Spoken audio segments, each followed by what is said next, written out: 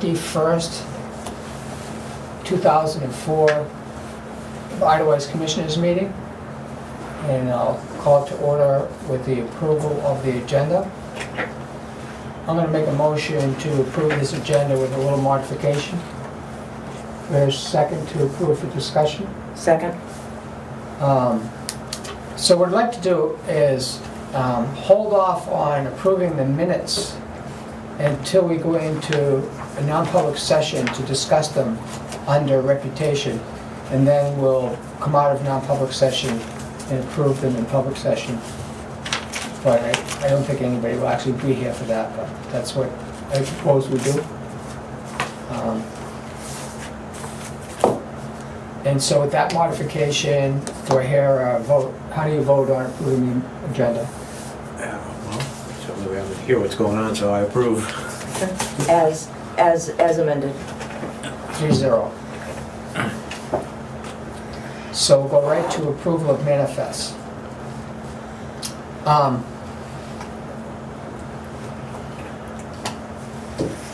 I would like to actually go through the payroll manifest.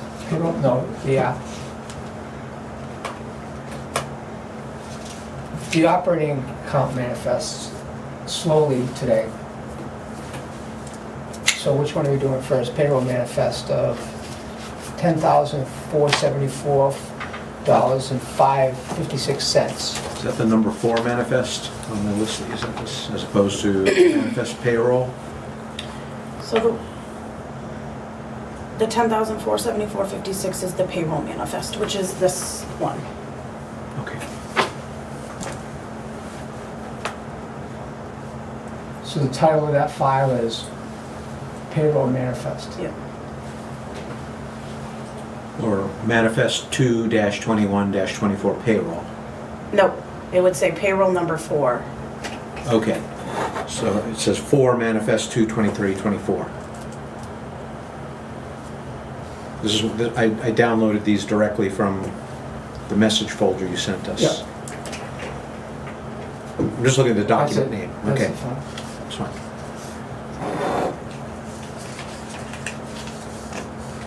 So, there's nothing in particular I wanted to go over with this, but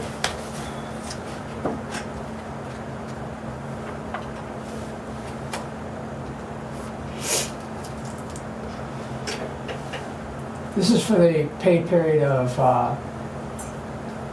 the 3rd of February to the 23rd of February. No, to the 16th. Payday is the Oh, yes, 23rd. through the 16th. And it was a pretty quiet week. There was just a little overtime with Jeff.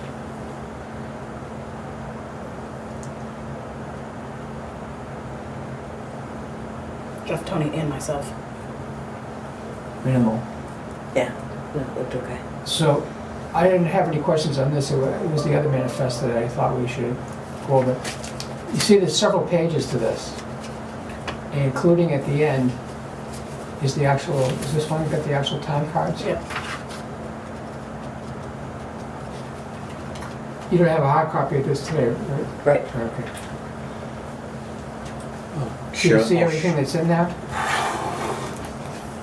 So you're looking at the pay? Yeah. Yeah. I just want us to know what all of the pieces are that go into these files, because there's many things in there. And the summary is that the payroll manifest is $10,474.56 for those 2 weeks. Do I hear a motion to approve this manifest? I'll make that motion. A second? Any discussion?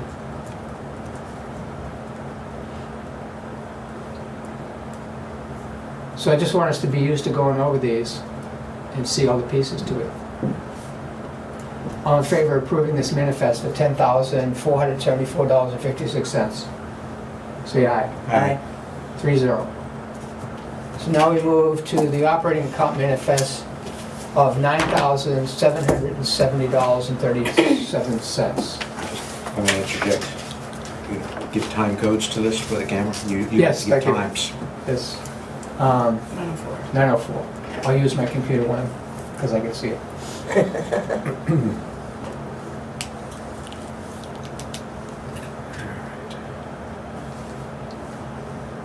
So now you're looking at the other manifest document.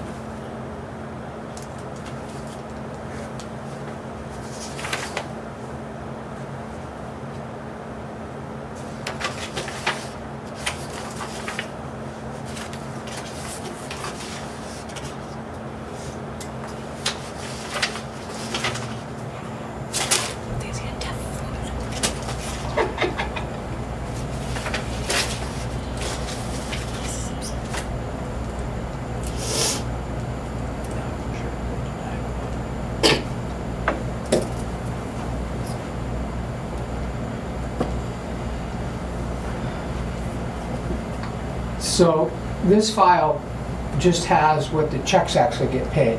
The first manifest is the total before deductions are taken out. This manifest shows all the deductions. Yes. Okay. So do I hear a motion to approve this manifest for $9,770.37? I'll make a motion to approve that. I'll second. Any discussion? All in favor, say aye. Aye. Aye, 6-0. So Should that's we be just, signing? You can do it, we can do it after. Okay. so now we move into the DPW report. Morning, Jeff. Good morning. 9:06, thank you. So a few things. We got that weather stripping last week and we put it up. And it took us a couple hours, but good thing on it was I was wrong. There was a strip when I saw the price for $19 a strip. It was only 12 something a strip. So there was a savings there and they were dirty. So when I got to the register, Discount. I said, can I get these for a discount? And they gave it to me for half price. So you're bringing dirt into the store now? no, we washed them off. And they were like brand new. You saw the air gaps when you guys visited the garage? yeah. Oh, yeah. Not So there big anymore. savings. So with this cold February week that we had, yes, they pay for themselves already. I would think I would like so. to imagine. So, you know, Good job. they were no problem putting up, and it seems I do know my way around a hammer. So that was a good thing. We got the 2019 back, Ram. Ram, yesterday. It was a wire that was causing all the transmission problems. So thank goodness we didn't have to put a new transmission, or we didn't put a new transmission in that. We did have to run it over to Albany Service, because when they did that, they were hydraulic lines that were chafed that wire. And they must have disconnected a hydraulic line, and when they put it back on, it got airbound. So they kind of jumped the truck right in there and fixed that for us right away. So that was showing up as a PTO failure, power takeoff failure? Yeah. Okay, now you have power takeoff Yeah, back so in it's the all truck? set, yep. So that truck, is it ready to? We're gonna outfit it this afternoon, and then she's gonna be ready for whatever comes Thursday night into Friday. Good work and good fortune. Yes, yeah. The downside to bringing the 19 back was we had to bring the 18. I brought that there to get something looked at, because the same problem now has happened twice, and it's something to do with air intake. And it may be under warranty.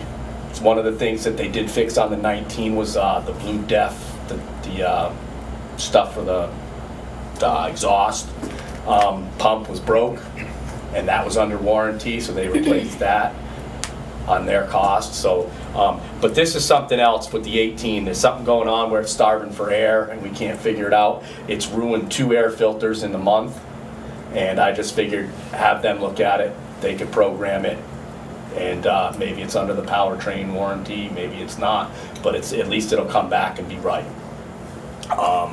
So the 2018 now is at? The 18 is at Mark Motors, yes, 2019 is the flatbed. right.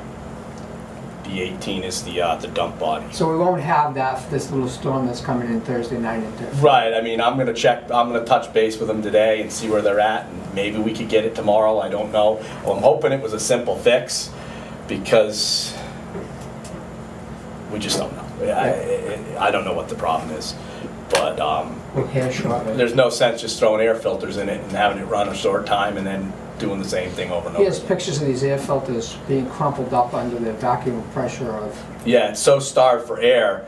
The first time it did it, there's this rubber boot that goes from the air box to the turbo, and it ripped the boot like somebody had sliced it with a knife. It was so starved for air so bad. And this time that boot was collapsed, and we just paid for that boot, so I didn't want it to have to get torn up like it wasn't paid for another one for like $600 or something like that. So I made a judgment call to drop that truck when I picked this one up. So that's what I did there. The piston on the big truck they fixed last week. We had it for the storm. It broke again. the piston on the plow frame. It makes the front plow go left and right on the International. So what we believe is there's something sloppy in there. So that truck's over at Albany Service. And Alan's great. He gets these things right in for us. He knows we need it. I can't say enough, those guys are doing a good job. So they're getting to the bottom that they're gonna weld some stops, because he looked at it yesterday quick and he noticed that the stops were all worn right down to nothing. So that could be something that it's just, I know it's awful loose too. You gotta remember, that plow's original to the truck, and the truck's a 2014, 12, 9. It's an older truck. It's been around, it's been in the district a long time. And those plows are old and worn. But that's another story.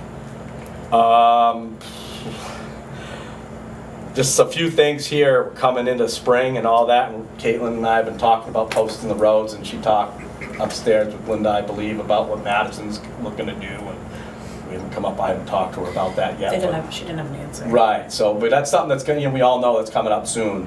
And I'm not sure, do you have to have it posted a week in advance, or I'm not sure what the protocol is on it.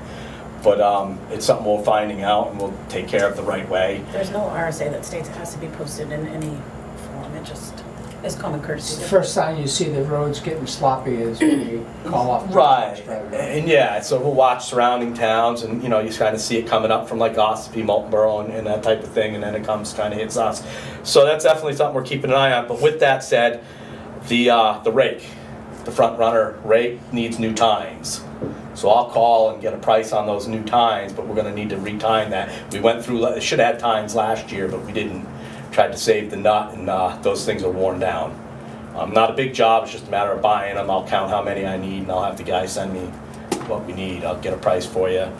So that's one thing we're gonna need. And then that blower for the backhoe, the Buffalo turbine.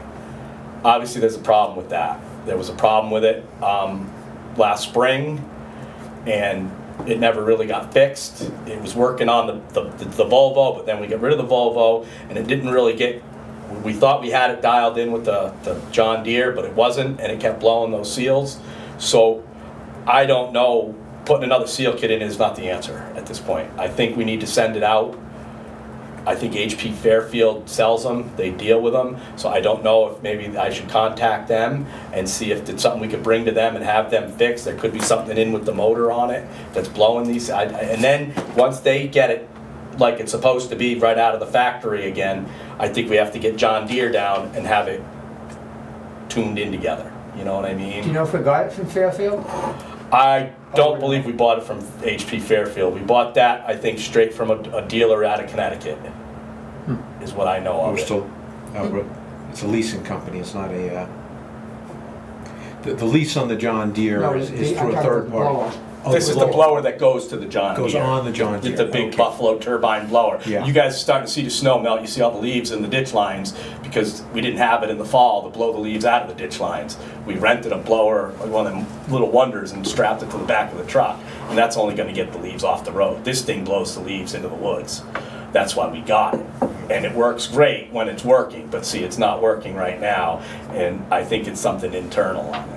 So call Fairfield, see if they'll service it. Right, so I gotta see if that's something that they service. I believe they sell them, because when I called about the seal kits and stuff on it, back over the fall, the guy, I called the manufacturer direct, and they said, you have a dealer near you, it's a HP Fairfield out of Concord. So that's why I'm 99% sure they're the ones to give a call to and see, so I'll do that.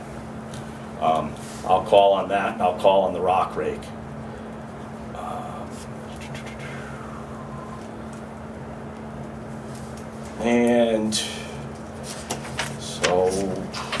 that grater arm, Alan got that right back to us.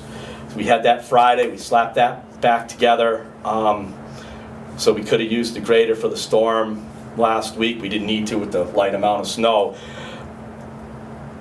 But before that, we realized the bearing was shot. That grater arm is, when we put it together in the fall, the arm was really slow for a while, and then it come out of it. We thought it might have been airbound. Well, it's doing that again, and Tony believes that it's something to do with a valve in there. So it doesn't pick up or go down like it should right now. And I don't know if it's worth having, it's probably worth having Chadwick come up and take a look at that. And I know we're talking about sending the machine down there for like mud season and getting some of that other work done, but we may need to have this valve looked at and have a tech come up and take a look at that before that, because if we get heavy snow and the roads are still firm, that's our machine to get the snow off the roads. Yeah, if we don't do it, we'll get a doozy. That's it. You know, March could come in like a lion.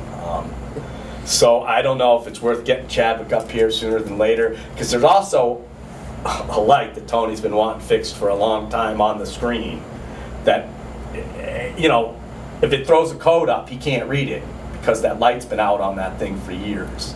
So I don't know if I tell them if they can come up and maybe look to repair that and this valve at the same time and spend a little of that money on that now before it gets sent down there to get that kind of bigger job done. I'll make a motion that we have Chadwick come up and look at these two items. I'll second that. Discussion on that? I saw some correspondence regarding,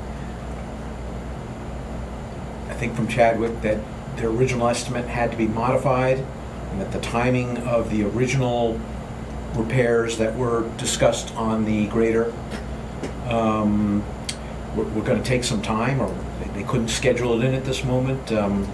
Was that in response to having them That come was here? Yeah, so Okay. Nancy had asked that I contact them to see if the repairs to that could be made here instead of us trucking it down there. Right. And he said that if that's what we wanted, we could add an additional $11,000 to $12,000 to that bottom line. And they could not guarantee when they could come do it, because that's a huge job to pull their roadside mechanic off of the roadside to specifically deal with us. So that's a tough decision, huh? So it's a more, Yeah. So that was the correspondence you're all referring right, so we to. just take it down to them, they repaired Yeah. on spot. Yep. And now there's a new thing you Right. looked at in addition to the original. Which is more in the line of them coming out. Yeah, this is, I think, an easier, not easier to have them do it here, but this is something they come up hypothetically next Wednesday and they make this repair and it's good to go, you And know. even if you can't fix the light here, that's something that can wait till it goes down there. Right. It's You this get that. valve right now to make the wing work properly is what's Okay. important. This grader has an arm. We ordered it, I confirmed with Tony that it was ordered with they call it a push pull. Is the arm not only goes up and down at the snowbank, but he can move it around the telephone pole, pulling it in and pushing it back out. Right. So the motion on the floor is to have them come up and look at these two items only. Any further discussion on that? No. All in favor say aye. Aye. 3-0. So another one was the, which was a great call, Mark, on having the guys come and mark the trees, PSNH there, and they're doing that. They're actually doing some cutting. With that, some of those trees are right up on the road. So what they're gonna leave is a big stump that's gonna be a wing banger. So we have to put in the rental budget if it hasn't been, I know you guys had a budget meeting, but we're gonna probably need a stump grinder for a while, a week or two or something, you know, to grind some of these stumps once they get doing some cutting. We're gonna need to grind these stumps at some point before next winter. So that's something that needs to be thought about. Well, as a result of the hearing, we had voted to put an operating budget of $779,362 in the warrant before the budget hearing. At the budget hearing, it was noted that we should reduce it by $2,000. And so we would modify that. But we also are waiting for a number on a possible rental of vacuum truck to clean the Right. precasted culverts? Catch basin on Oak Ridge Road I and spoke- Eidelweiss I Drive. spoke to them yesterday. He's gonna have a quote to us within the next few days. So, in light of Jeff saying we might need more money for stump grinder and the vacuum truck, should we wait to reduce this number, or should we be pushing this number up and down as we get to the annual meeting? How do you, I think we should wait if we can get what it's gonna cost for both these pieces of machinery, and then work it can into adjust the budget from there? I'm trying to think logistically, there's a difference between reducing a budget because of a hearing and then raising the budget, which we can do on the floor.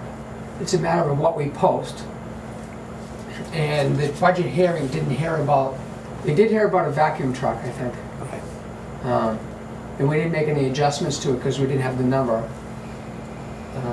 I think the proper thing to do here is to motion to bring this down to 772, 356, and put it on the posted warrant.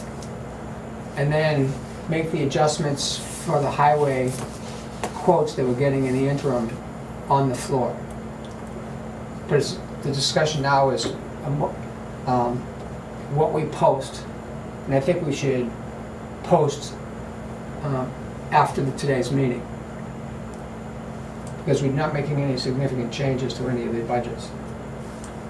So I'm going to make a motion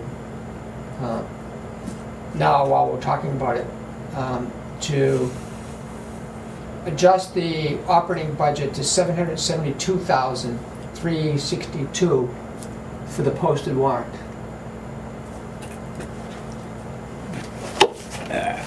When did we agree last Friday? I'm sorry, that number should be 776, reducing it by 2,000. 776,362. That's what we discussed last Friday, right? Yes, here. It needs a second. I'm sorry. Second. Okay. I have the black and white numbers in front of me.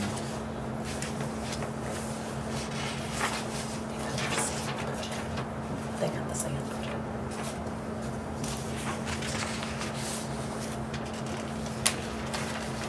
So procedurally, just, That's what I'm getting at here. okay, just educate me here. We tentatively came up with a budget last Friday. So what we're doing right now is, We made a motion to put 779,362 prior to the hearing. right. We voted to put that on the warrant. Yep. So we came into the budget hearing last Friday night with a warrant.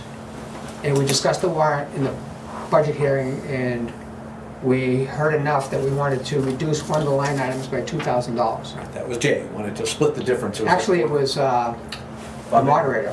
Oh, the moderator. Okay. Bob Ingram. Okay, right, to split it. Well, It was 4,000, and then we brought we it down. told him that this was a judgment call, and if he thought what we had was too high, what would he suggest? And he said reducing that line item from 9,000 to 7,000.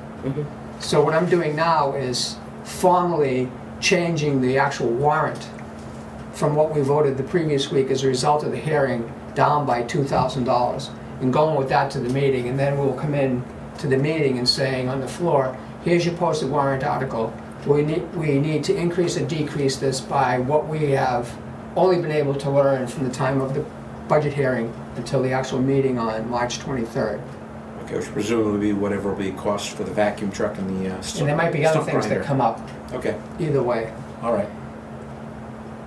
So the motion on the floor that's been seconded is to change the operating budget line item from 779,362 to 776,362. Any further discussion? Can you just, I wanna look at something. I'm changing that by 3,000. Yeah, you are. And there's, I had a different number for the warrant, so I just want I think I got this from the minutes of last week. What do you have?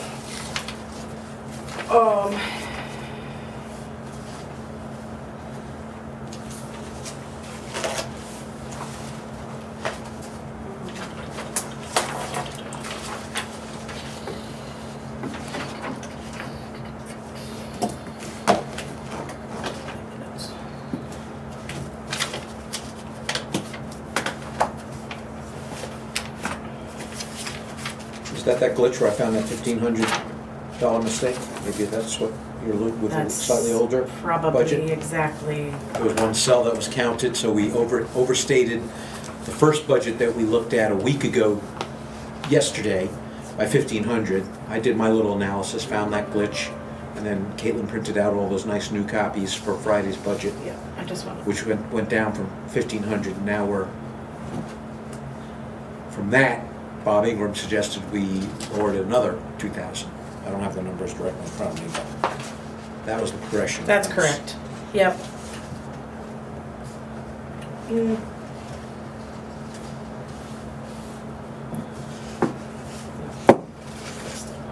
What I like.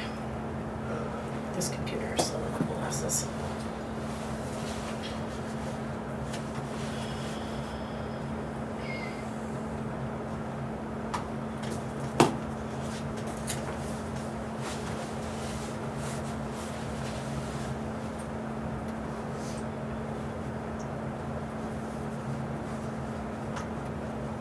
So what do we have for a number? I'm still looking at Yeah, the minutes. You're looking to it? Yep.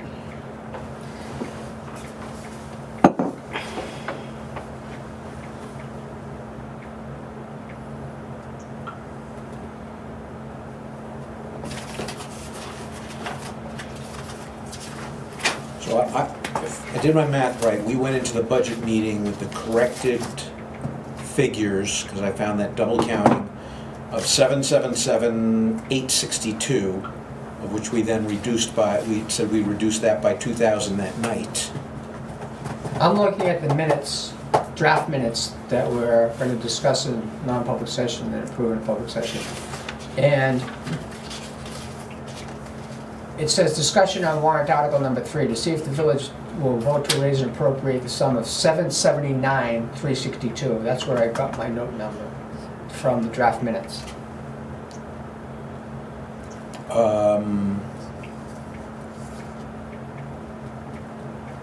Of what date, I'm sorry? These are the draft minutes of last Of week's the commissioners 13th. meeting, where we voted to put this on the warrant. Correct. And then what happened was, after the commissioners' meeting, And before the I did my budget meeting. variance analysis, and one of these lines I found double counting in the highway and streets budget.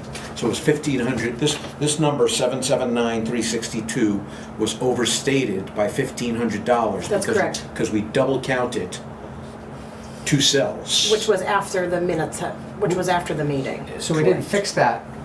Did we Well- fix it at the hearing? Yes. Yes. At the budget hearing, that was fixed. Yeah, That was fixed. So Caitlin, double check me. it was proposed at 777,862. 862, right. Right, and That's so what if it you was adjust that by proposed. 2,000, you're down to 775,862. Exactly.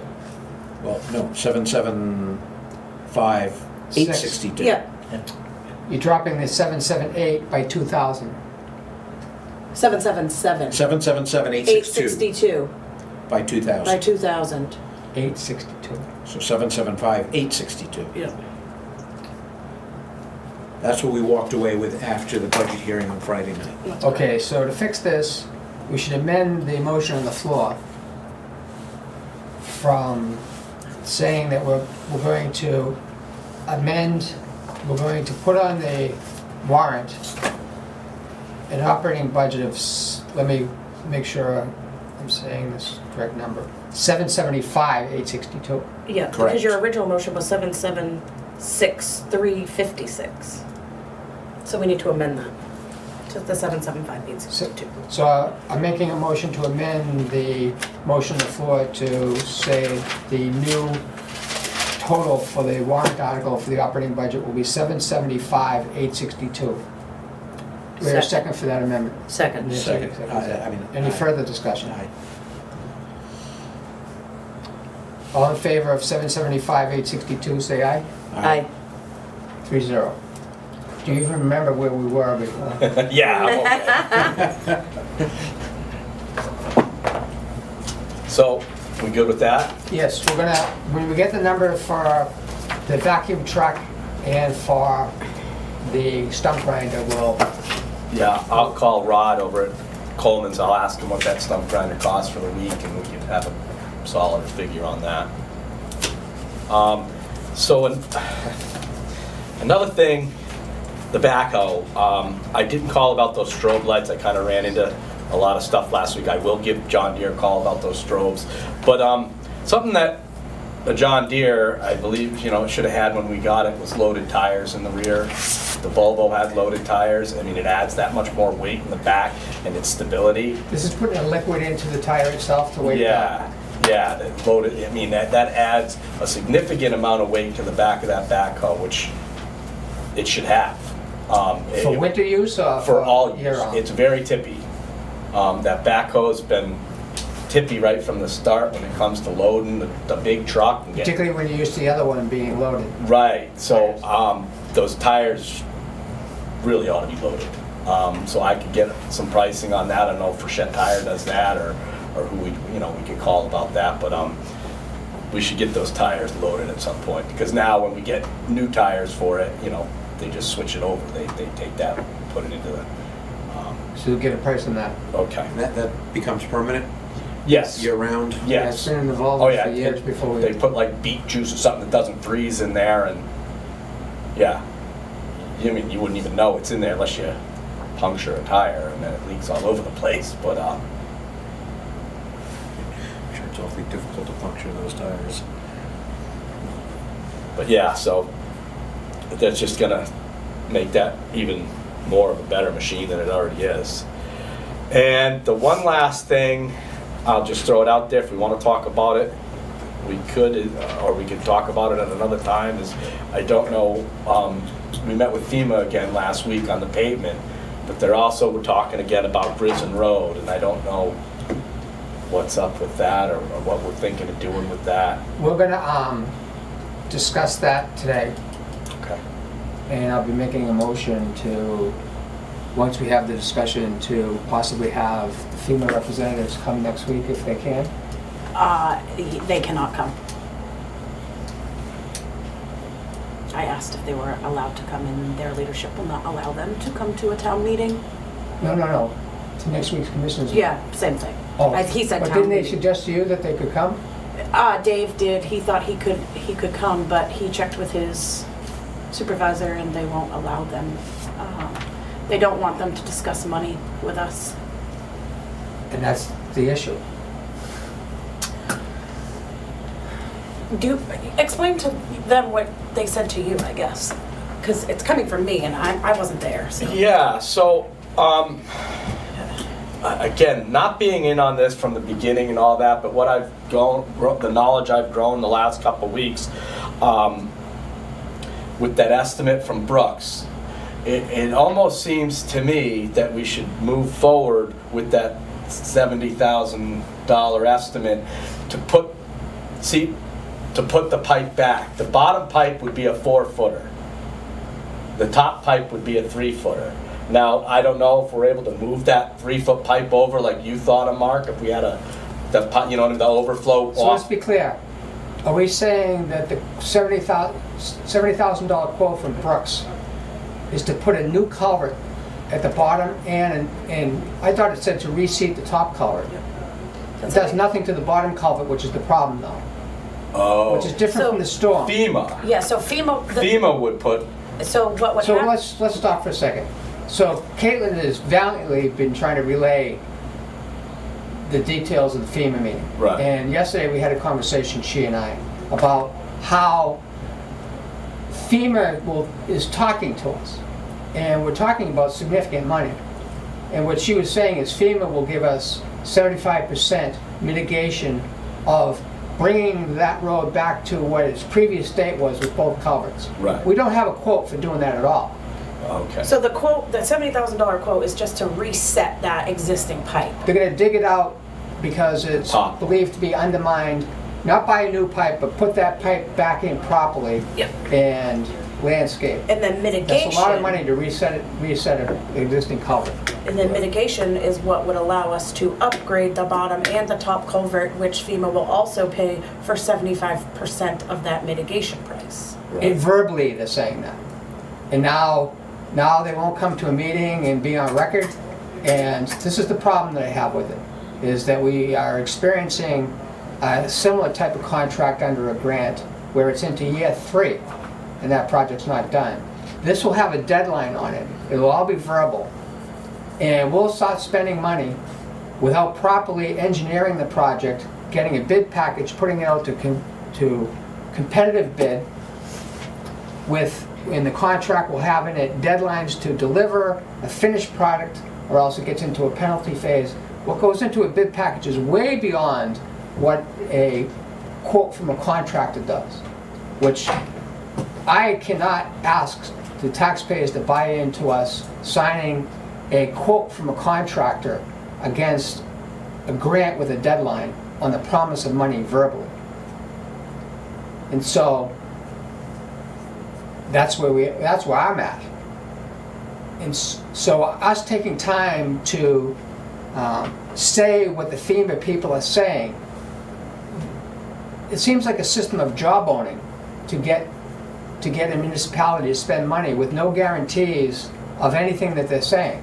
And it's further proven by yesterday, Caitlin was believing that the guy was offering to come and talk to us, and he doesn't want to talk at a public meeting. What's that say to me? What are we listening to? Yeah, I don't know. How can you ask the taxpayers to take a risk for what could be a couple $100,000?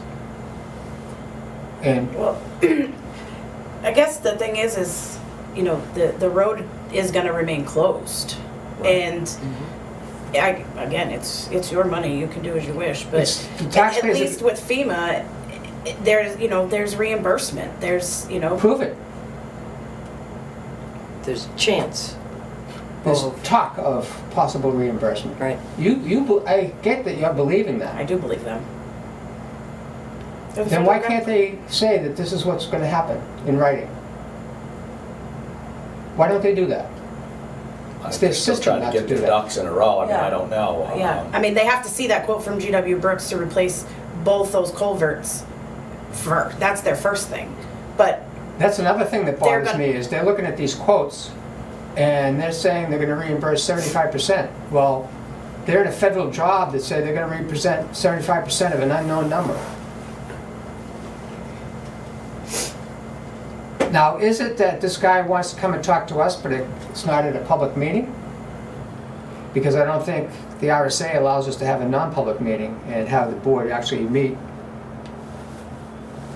And another thing that we were talking about yesterday is, I don't get, every time I had to do the Big Loop culvert, and that required us hiring a soil scientist and an engineer, and it cost $10,000 for a design that then had to be sent to DES to be approved by them. We had to get a permit before we could replace that culvert. I don't understand how FEMA says, yeah, here are the size of the culverts that we'll give you 75% of, and just give us a quote from a contractor. I'm not sure they're even saying that. But what about DES has already given us a permit to do a box culvert, and my impression was they're saying that's the only thing you can do there. Right. Yet, the village also got a design for Bergdorf for a box culvert, and somehow, without any permitting, we were able to replace that culvert, which ended up not being able to take the capacity of the big storm itself. It got washed off. So that leads me to also saying, so FEMA says restore that to what it was before, but you can put little bigger culverts in. What's the guarantee? What engineer is saying that will solve your problem for worst case storms that you've been experiencing twice now? What's to say the next 6-inch rainstorm doesn't take this new culvert system out of Grissom and flow down and take out Bergdorf? Well, you got to remember, the inlet end of that Grissom pipe is not 4 feet. It hasn't been 4 feet for the past 12 years when that job was done, that repair job that happened 10, 12 years ago when that road washed out, when it was a 4-foot pipe. All culverts in Eidelweiss, they were studied by a fluid engineering prior to, I think it was in the late 90s, and he determined that the original development put culverts in all the right places, but they're all undersized. And he said, whenever you have a chance, double the size of any culvert that you're replacing, even if you need to put 2 in side by side because the road's not high enough. So that culvert under the road, even with the repairs, the attempted repairs, was not the right size. Well, right, you took a 4-foot pipe that probably rotted and collapsed some, that's what caused the initial failure. And it got necked down to a 30-inch pipe. And that lasted for 10, 12 years now, until this storm. And what happened was, that 30-inch pipe got rotted out again, and it got damaged, and a rock collapsed the pipe. So 30 inches flapped down, and it created like a catch basin for things to get caught up in there, sticks, leaves, debris. So who knows what that 30 inches ended up becoming. So that inlet couldn't take it. That's why they so when they necked that down from a 4-foot to a 30-inch, that's when they put the 3-foot overflow pipe in. All that repair was done. And what happened was this storm, that bottom pipe couldn't take it, the overflow pipe couldn't take it, it pooled up there, the 6-inch water main broke, and it pooled up, it became like a lake. That's what overtook the Bergdorf pipe. This storm. The Bergdorf pipe gets all of the water that comes from Grissom. Right. And it gets more water than that during a storm. It comes down from Jungfrau. There's a brook that comes down the side. So Bergdorf actually has to handle more water than Grissom does, because it has to handle all the water from Grissom and additional water coming into it.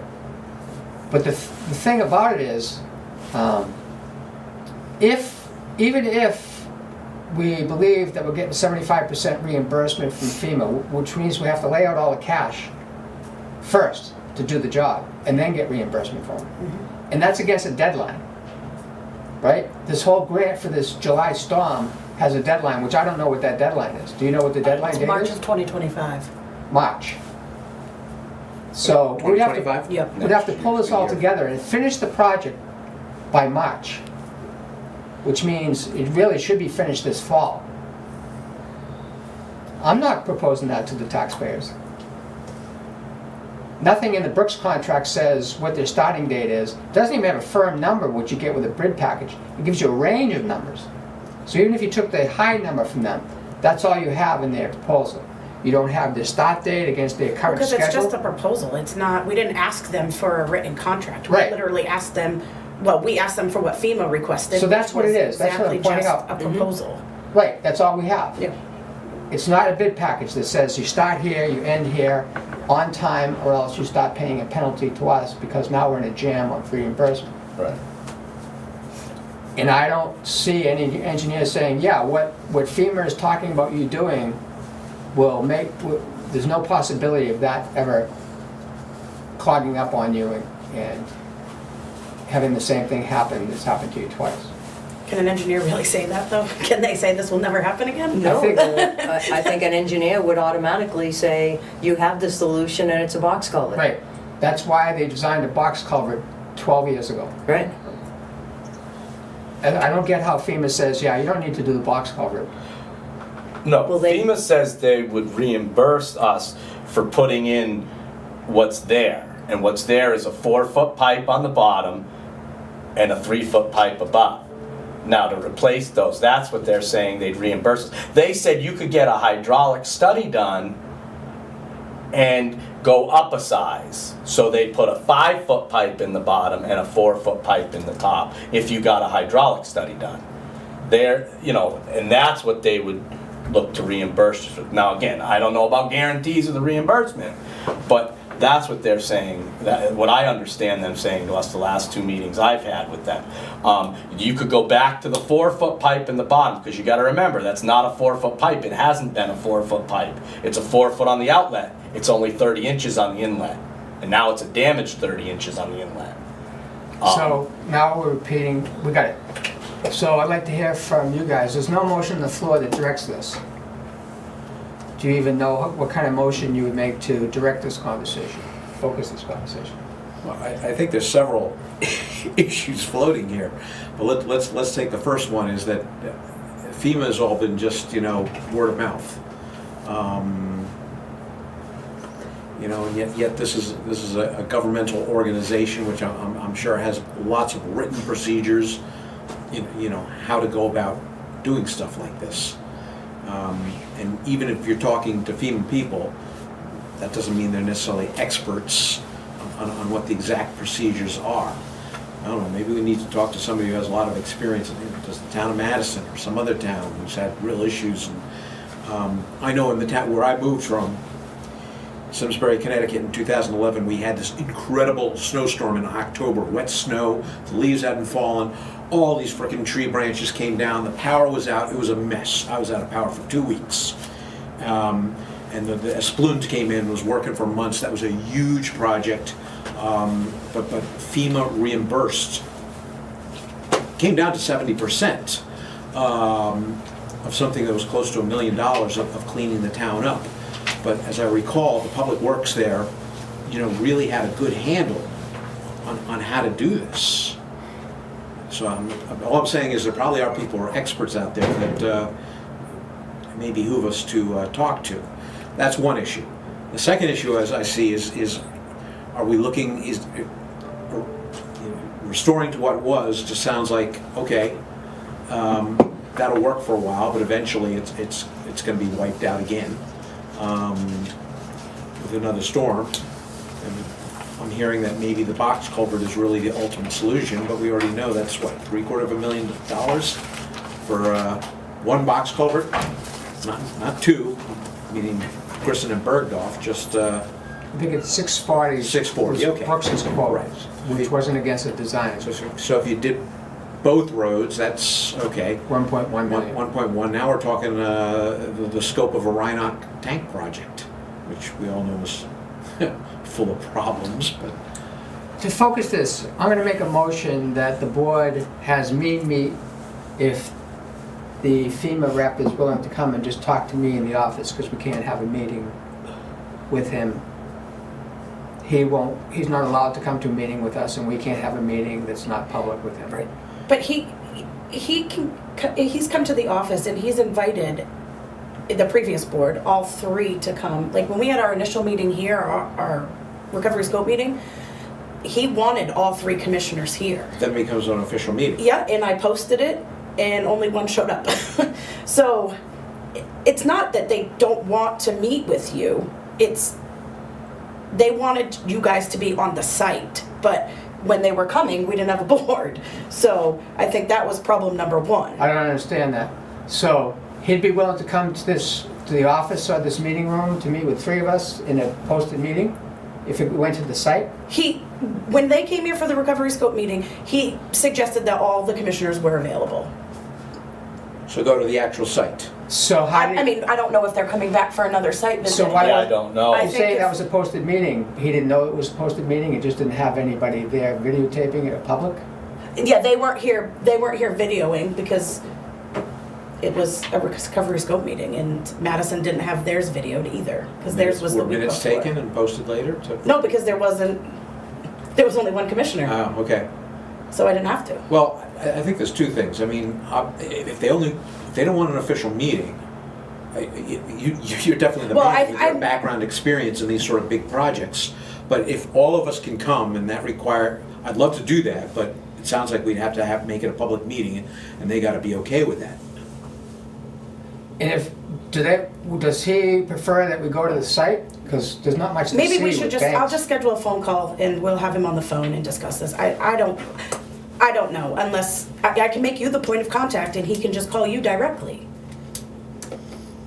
So I have a motion on the floor to have you guys allow me to talk to him. Right. Now I say that might lead to some kind of meeting where we do post it and we talk to him as a board. And that's only if the outcome of my conversation with him, I determine that that's the best thing for us to do.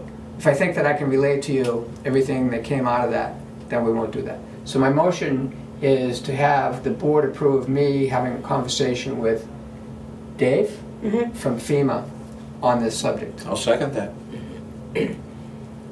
Any discussion, any downside to doing it that way? I don't see it. I see any kind of way to get the road open is the right way. So any kind of discussions on making that happen, I think is a step in the right direction. And, yes. And it's gonna be costly.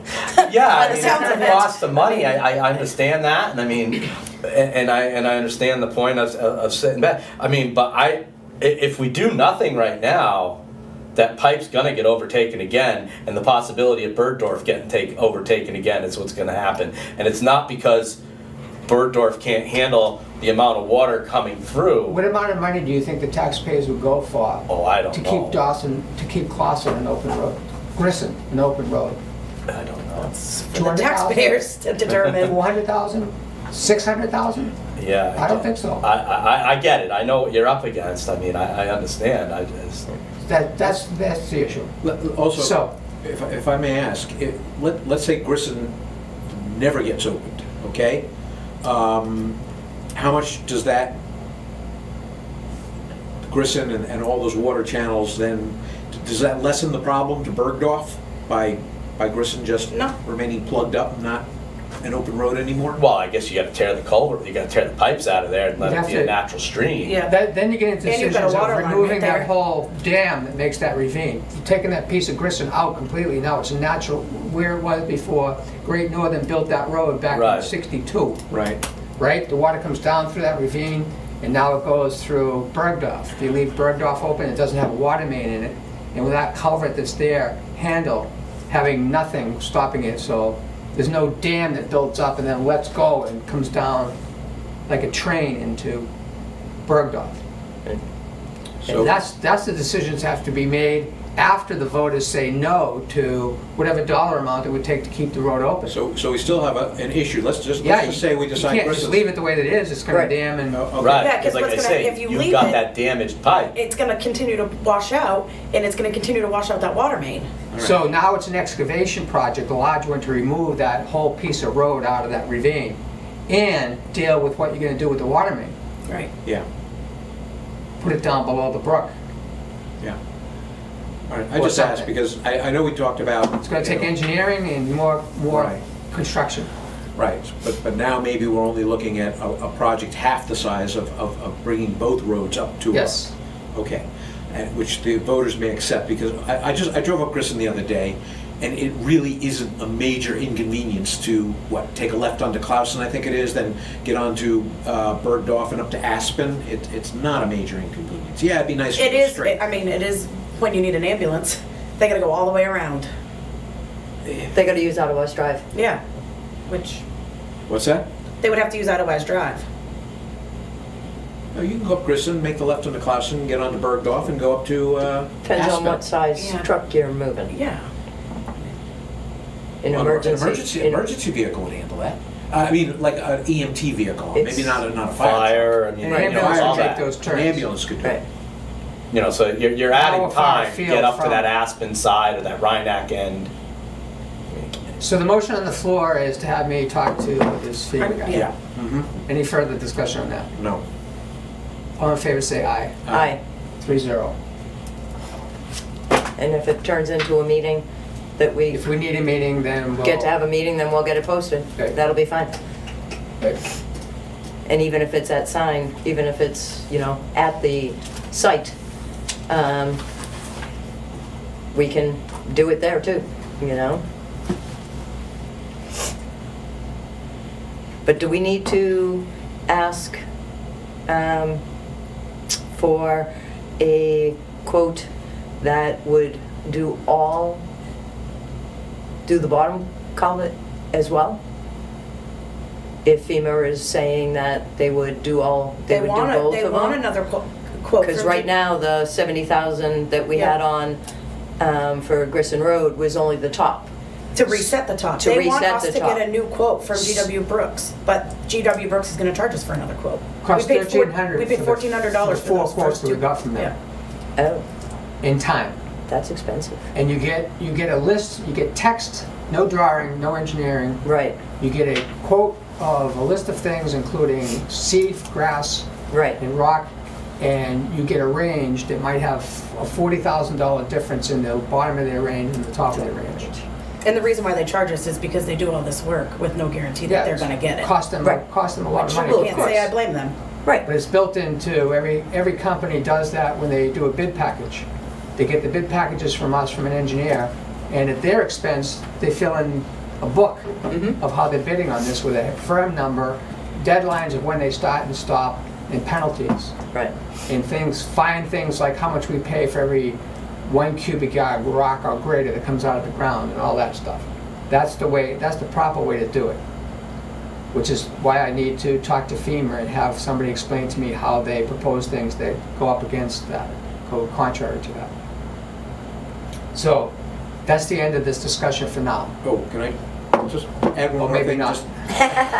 Just to play devil's advocate here, okay? We've known Bergdorf has been closed before, washed out completely for a couple of years before it was brought back into drivable condition. So what I'm just saying is in the future, if we have to sacrifice one of those roads, it sounds to me like Bergdorf is the one that should be sacrificed and Grissom the one restored because of the direct access from 113 up to Aspen. I'm assuming Bergdorf's eventually, because it's probably it's in a pretty weak state right now. It's gonna. I don't believe that. I don't believe that. I think it needs a little firming up on the outlet end, but I think with what we did a couple of years ago, that's gonna hold up. gonna Bergdorf hold up got if taken Grissom out holds up. because of what Right. happened over at Grissom. Yeah. I don't believe that pipe would have done, I don't believe that road would have washed out because of the storm itself. I think this is all unpredictable because you don't know what type of dead tree is going to fall into the water line when it comes down with force and which culvert gets clogged first. I think it's hard to say. I think there's no guarantee that a box culvert lets a dead tree through, but the odds are greater that it does because it's much wider. Much wider, yeah. See, Bergdorf pipe originally was smaller than what's in there now. And that's what caused that to fail a few years ago when that went out. All right. Again, the pipe was rotted. I'm not looking for an answer. No, I know, I understand. I'm just saying that. Okay, we have to move on. Okay. I think that- DPW report. that's all I had. I ended with that one on purpose. Go back to work. No, that's it for me this week. I got some some movement here on those few things that I wanted to get moving on, like that turbine and the other stuff. So I'm all set to go back to work. Yeah. You Okay. guys don't need me anymore. Good. Thank you. Thank you, Jeff. Thank you. Enjoy this lovely day. It's a little chilly. Next on the agenda is Simply Water, and they're not here. No, he's not coming. Question on that. He used to come once a month? He comes as often as he can, Okay. Okay, so. which is typically every week, but Oh, okay. I think this week is, the kids are on vacation, so I'm guessing Yeah. he's not working. Oh, yeah. I don't know, but Anyway, anyways. tan loan. Saw the paperwork. Yes. Do we need to sign anything for this? Yeah. We can do it after, if you just.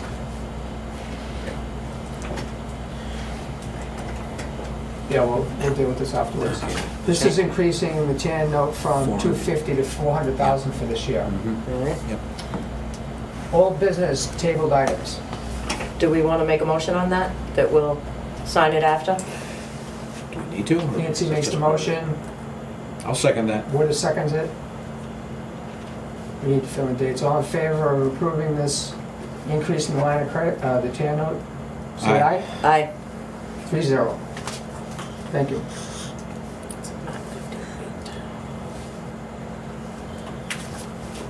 Old business, we have 9:58. There is none. Good.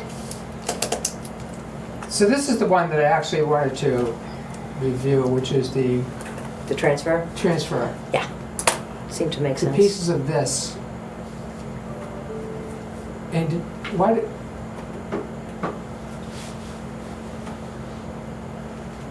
Transfer request form. You don't have a copy of this, right? You have a copy on your computer, Yes, I I have do. one. Mhm. So, let's flip through these pages. So this is transferring $6,287.10 from the water systems funds out of the water assessment fund, which is where deposits for water hookups and all fees come into, to reimburse the operating account of general government, which has been used to pay the bills during the month of January, and also pay its portion of the salaries, particularly yours and ours. So that's pretty straightforward. So we'll make a motion to approve the transfer request amount of $6,287.10, and then review each section of this document for the first time, so we're all familiar with it. That needs a second. Second. So let's discuss this. So the first sheet is the form itself that we need to sign. The next sheet is the WF monthly expense report. And WF is the water fund, and this is all zeros. Is this ever not all zeros in this report? When we do these transfers, this transfer request? It is on page 5 of the PDF. So do we need this sheet? It just proves that the money, that the general, adjusting journal entry was done correctly. Because if there was still numbers in those, that means that an expense was missed. So we get this to validate. Yep. Okay. So now we have to flip this. So this used to be a payable that's now been paid down and it's at zero. That's correct. Each of these- Yeah, each of page these 5, line page items. 5 breaks down the expenses Okay. per account. So the next page is monthly payroll that the water system has to reimburse general government for its 15% of things like the administrator's salary and the commissioners. Yep, Medicare, And- Social Security, and retirement. Caitlin Yep. has the percentages handwritten in at the bottom of this QuickBooks sheet. The next page, This is the general journal entry to move the FICA, Medicare, and New Hampshire retirement from operating to water. What are we on, page 3? Yeah, page 4. Page 4? general journal transactions, January 31st. Yeah, page It has a 4. dollar amount, grand total of $143.82. See, the labeling on this document doesn't say what Caitlin just told us, what this really is. But now we're seeing what it is. Right. I don't know if I remember next month what this actually was. Well, if you go to page 6 of the PDF, Which we're heading towards. yeah, Yep, it will tell you each account and the account number and Okay, the that's the way to amount. And remember the that. amount okay. is, This is validation of Yep. what's gonna Yep. be coming up next. Yep. This is labeled page 1 on my sheet. oh, they're all page 1 because they're single pages Okay. that I Yeah, printed. Okay. But if you go to page 6 of the So the PDF, next sheet, which, Page 5, right, monthly expense report. Yep. Yep. here's where we're starting to see the expenses, right? Yeah, Here's the right. total of $6,287.10. The next sheet,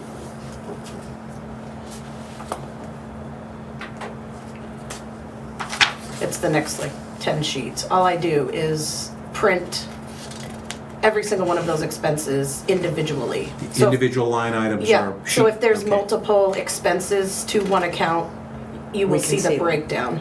Nice.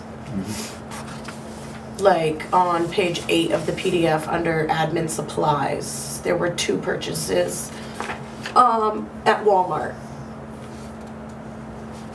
let's do page 7.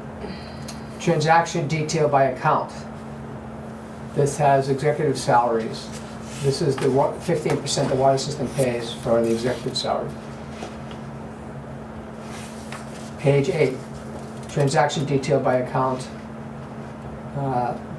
financial administrative supplies that Caitlin just talked about. Page 9, transaction detail by account for print and advertisement, $14.99. Spectrum, that's paying for, what do we pay Spectrum Business for $14.99? The portion of the internet. 15% of It's the also internet bill. 15% of the total Spectrum bill? Yeah, the Okay. Spectrum bill's $99. Page 10. EE benefits. FICA. This is the FICA portion of the salaries I'm taking. Page 11.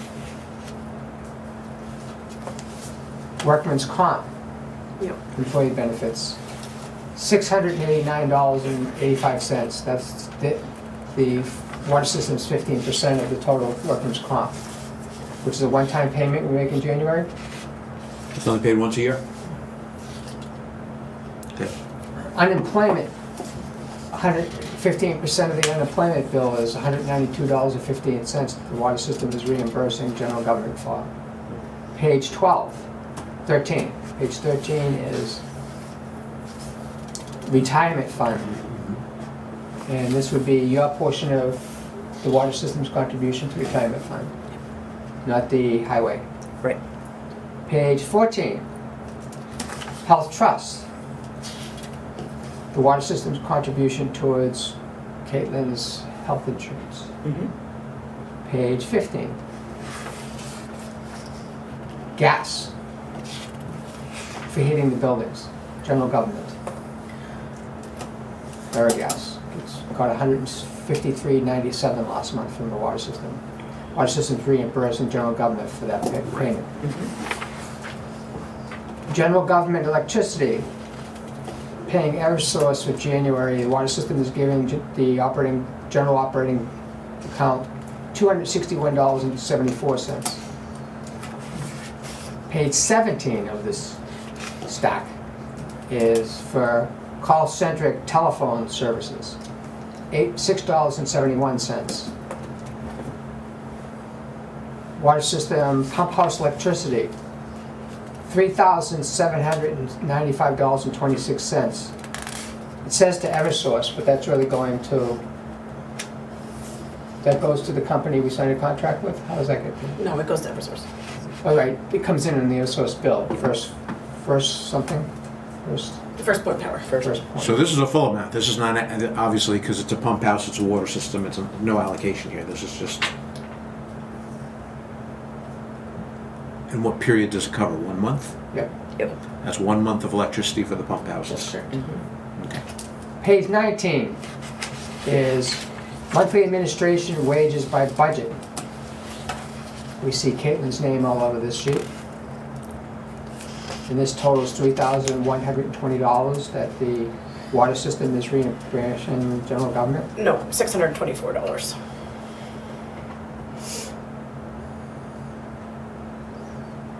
Not the grand total, but the subtotal above it, huh? Yep. 624. Yep. So why is the Yeah, total why- 3,120? I'm trying Where to did that number understand. come from? It added the 624 to the $2,496 above. It's checksum, maybe? 2,495 is labeled full-time hourly administrator. And then below that, water services, financial administration, full-time hourly.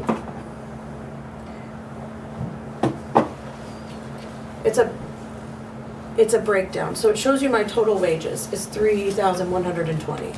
2,496 of it is out of the operating, and the 624 is out of the water. So this isn't a This is just a breakdown. right, this is, unlike all the other sheets that were showing us the water budget's contribution paying back the operating budget, this is showing a total report on salary breakdown, That's correct. which is why it's showing the grand total of $3,120. Yeah, but So only- 624 is more than 15% of the... I mean, right, 3120, that's more like 20%. I'm wondering about the allocation percentage. I'm not questioning the numbers, I'm just the percentage-wise. It's 80/20, isn't it? So it should be 20%. Yep. What? It should be 20%. The allocation's 20? Yeah. Just No, on the salary? No. No. I thought it was 15. Right. It Oh, is. it's 15? So my salary is $1,040 each week, Right. which is a total of $2,080. 15% of that is $312. Okay. 2,000, okay. times 2 gets us to 624. Which gives you this, so if you take that minus the 312, gives you 1768. So that's just showing you the breakdown between the water and the operating. That's all that's doing. Okay, all right. So we move to page 20? We're almost done with this, I I'm hope. just trying to understand, that's all. Yep, that's why we're going through it. I'll go through it in more detail, but I think I got it. So the next report is monthly executive salary wages. So this is the same thing, but not for Caitlin, but for the 3 commissioners. And this was the board and the treasurer who gets paid monthly. As the commissioners should get paid monthly. The employees get paid bi-weekly.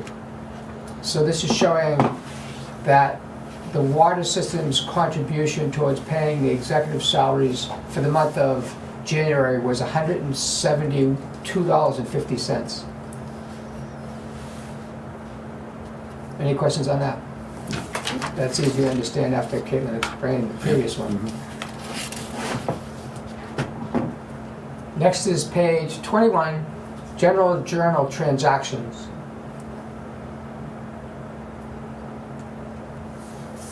And this is showing the breakdown of how $6,287.10 is required for this transfer. And all this is showing us is what water system account each of the pieces of the $6,287.10 were charged against. Page 22, General Journal Transaction. Is this the same thing? This is showing the accounts. This is, okay, so see how at the top it says OP on page 21? And then on page 2 at the top I write WTR. So the top one in OP is the general journal entry that I make in the operating QuickBooks. Okay. And the WTR is the general journal entry I make in the water QuickBooks. And Gotcha. as you can see, the debits and the credits are reversed. Got it. Because it's got to go as an expense in the water, but come out of the operating. Everybody have that? That's Yeah. the last page. That makes perfect sense. Thank you for bearing with us as we go through this. So we had a motion. Do we approve this already? That was just the discussion. Yes, so- This is motion discussion. seconded. So all in favor of approving this transfer, say aye. Aye. Aye, 3-0.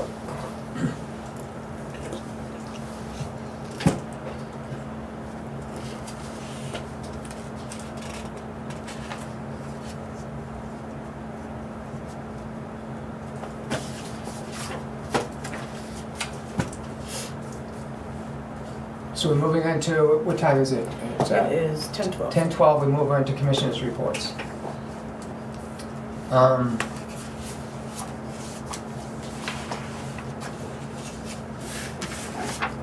The previous board had a discussion and voted to change the 91A policy. But Caitlin pointed out to me yesterday that it didn't get 2 signatures on the actual policy. So that policy has a record on a vote on record, but doesn't have a policy signed. And I'd like to actually reverse that decision. And this is in regards to people making a request to have a 91A document emailed to them. So the way to properly word the motion would be, I could say that we revert back to what the written policy is in the 91A book. Do you think that suffices in accomplishing, putting it back to where it was?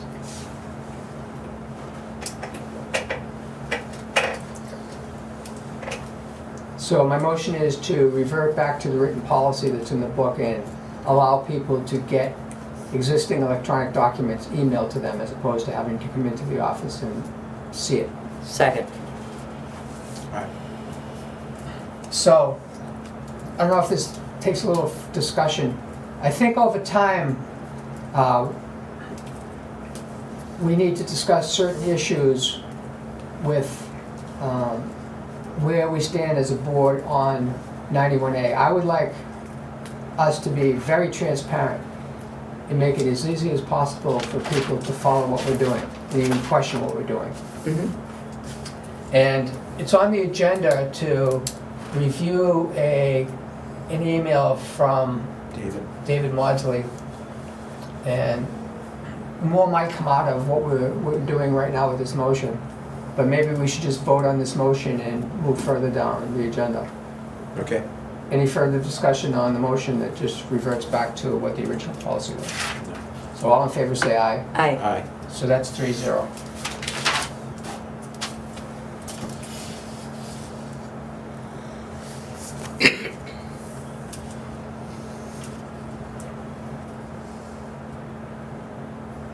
Everything else I would have in my report actually has to go through a non-public session and then come back. There was, before, well, we'll do this when we come back for the minutes.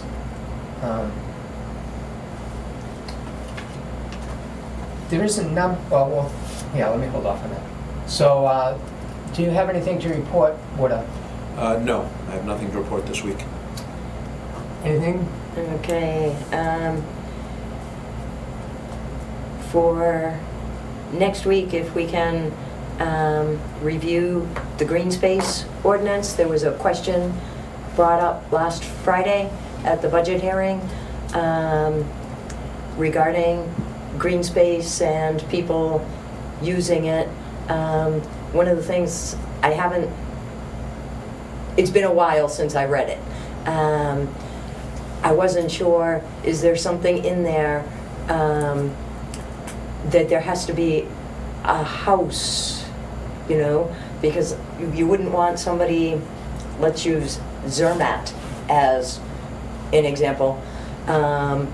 There's one lot that is privately owned. The district owns the rest of them. You wouldn't want that one private owner being able to petition the annual meeting to develop around Zermatt, even if they, or, you know, so I didn't know if there was something in there that says something about like a developed lot versus a empty lot. No, in your example, a Class 6 lot owner, undeveloped, could petition the town meeting to vote to allow the lot that they would like to merge with their lot to go to bid against the other abutters. It doesn't require that they have a house on it, the way it is now.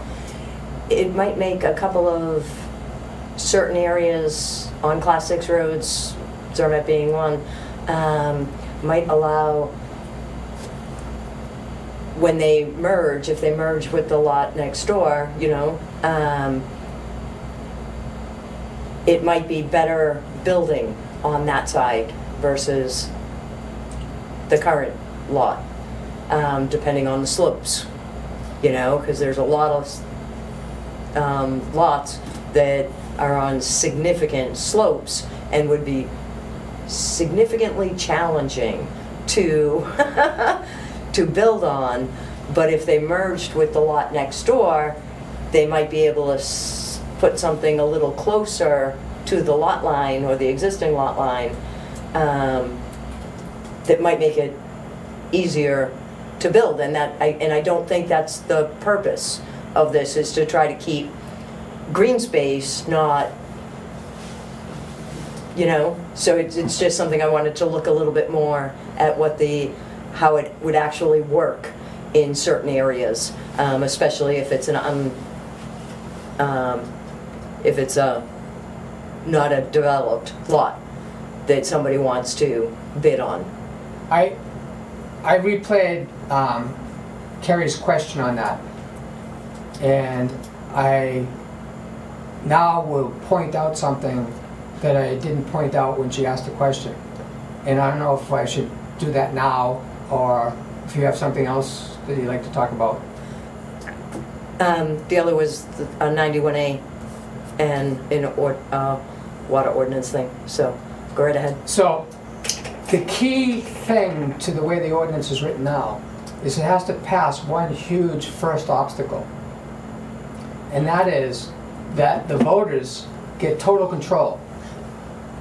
So what she was pointing out was the end result after somebody's made it down through submitting a application to get it on the warrant, putting up a little money for administrative costs, then going to the annual meeting where the annual meeting gets to decide to stop all of it, lot by lot as it comes up. And they can ask questions during the annual meeting, and if those questions aren't answered to their liking, say no. they get to vote. So that should have been my point to make to answer Kerry's question is, the first obstacle is huge. It's the voters at that annual meeting that get to decide that nothing happens on anything. So it puts it all in, the whole purpose of it was to put it in the hands of the annual meeting, not in the hands of any particular board that thinks that they're in the real estate business that year. Right. So Okay. now, that's trying out my answer that I didn't say during the budget hearing, having thought about it. And it seems to have sufficed. You Yeah. get that point. Yes. You get that point. I do, so that was the real rationale behind the warrant to begin with. Yes. Okay. Okay. But it wasn't like to get, more land on the tax rolls. It really That's was not the primary purpose of it, No. is to put it in the hands of the voters. voters. So each No lot, law can be transacted without the voters liking it. okay. Good. Okay. And they can come to the annual meeting every year with the principle is, I don't want to hear it. We're not doing this. I want green space no matter what. We're keeping these lots. So if I wanted to purchase an abutting lot that's owned by the VDOE now, it's got to be approved by the voters. Yep. Okay. So Okay. I think that needs to be So I made should have clear. said that, I just Yeah. wasn't No, quick no, enough. no, now it's perfectly clear. Yeah, That's yeah. got to be made, Yeah, that definitely makes more sense. totally, you got to put a big spotlight on that at the Yes. annual meeting so that they understand the purpose of it. Right. Yes. I think people will be in favor of that. Yes. If they have the control, yeah, all right. Because Carrie and I were discussing that during the week, and she was like wondering, well, what's to stop someone, once they got the lot to, start building on it, extending their house off of it, or putting, like you said, those little ADT units or whatever it is, auxiliary dwelling units or ADUs. And the answer is the voters stop them from getting the lot. Yeah, okay, cool. Okay. All right. The other thing I have is, you are correct. The water ordinance has been changed, so the statement that I made when I did tell them to check the ordinance, which is a good thing, but there is nothing in there now. And that made me question, is it okay, and if you don't know this off the top of your head, you can certainly look at it and let us know. Is it okay for the district to be taking money from people in August, September, October, November, and December for work we're not going to do until next May? Did you question that? Because we're taking the money this calendar Right. year, and But it's going to the CRF, so it doesn't affect the budget. Because the money literally hits our account for 10 days and then it's out. And it goes to sit in the CRF.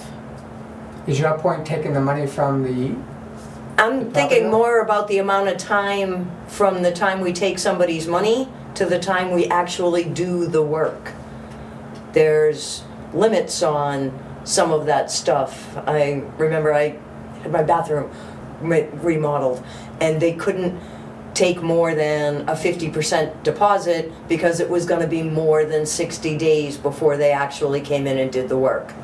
So I didn't know if there was anything Not to my like that knowledge. that said that we shouldn't, it would be somewhere in the 30s for the RSA groups, one of the financial ones, whether or not it was okay for us to be taking money for work that we're not going to be doing until next May. I know a lot of homeowners come in giving the money early because they want to be first on the list. So they view it as first come, first served, which is how we do it. Okay, Sort of. most of the time? yeah. I When do, it's convenient for us as a village of Yeah. Scene. That's not not how it's always done. But it's not written that way. They're Right. assuming that first come, first served, Right. I think. But if a contractor that's doing one forest can easily do one that's out of order. That's what I've seen happen. Now, I think we need to review this whole thing.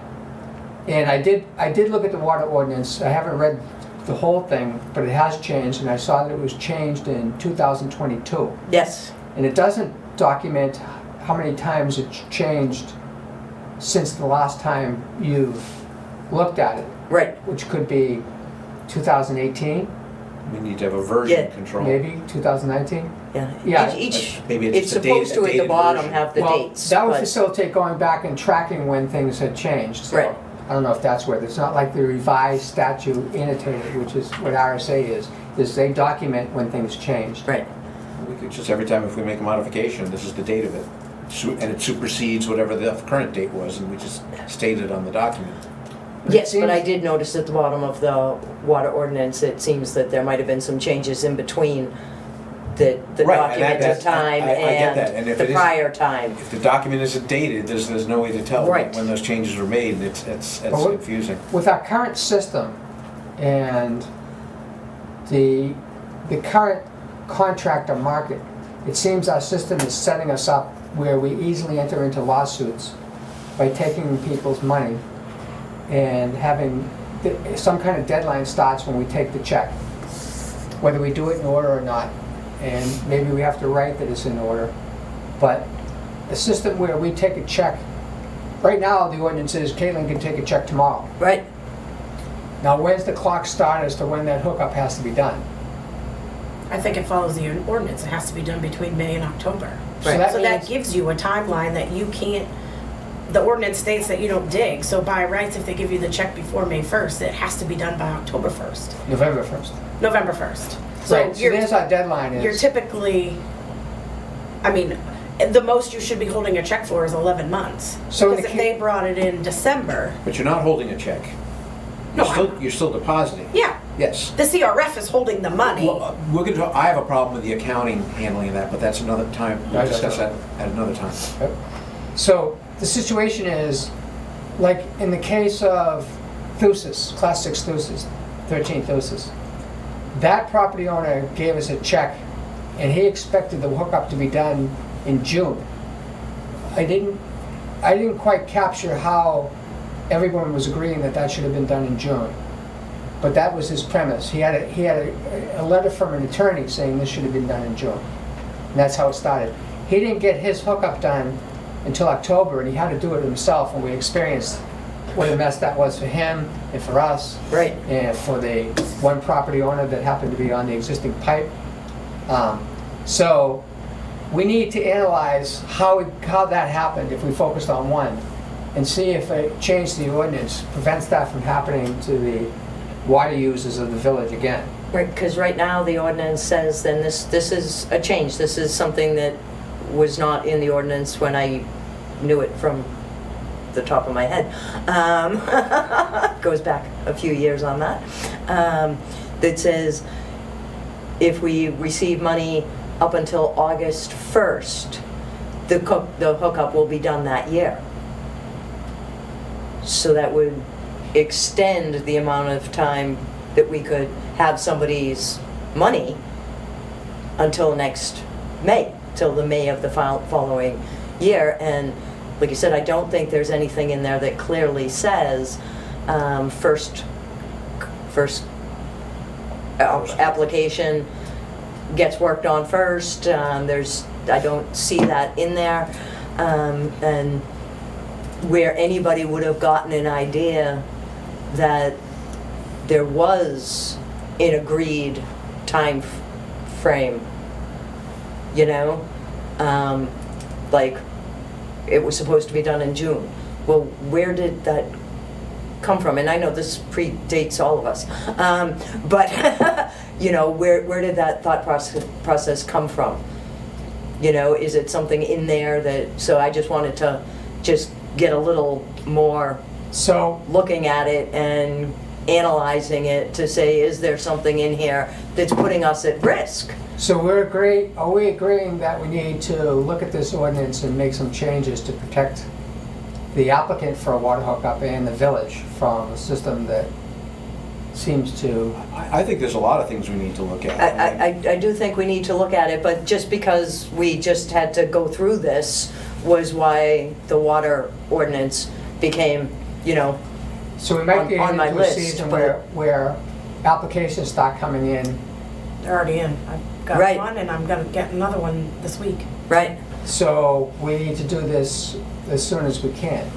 Yeah. Can you change it before the annual meeting?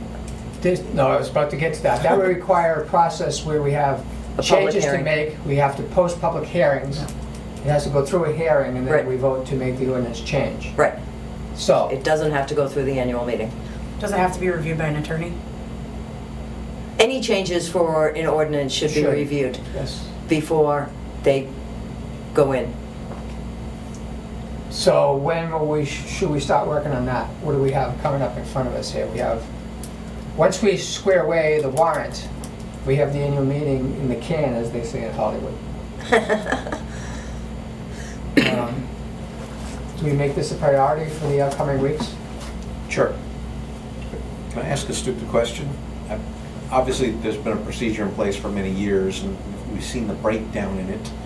And like I said, this may be a stupid question, but instead of putting us into a vulnerable situation of taking their money and promising it'll be hooked up within, I don't know, let's say, just say 12 months, and all of a sudden, there's all these variables, whether it's acts of God, whether it's the contractor goes under, or contractors can't be found.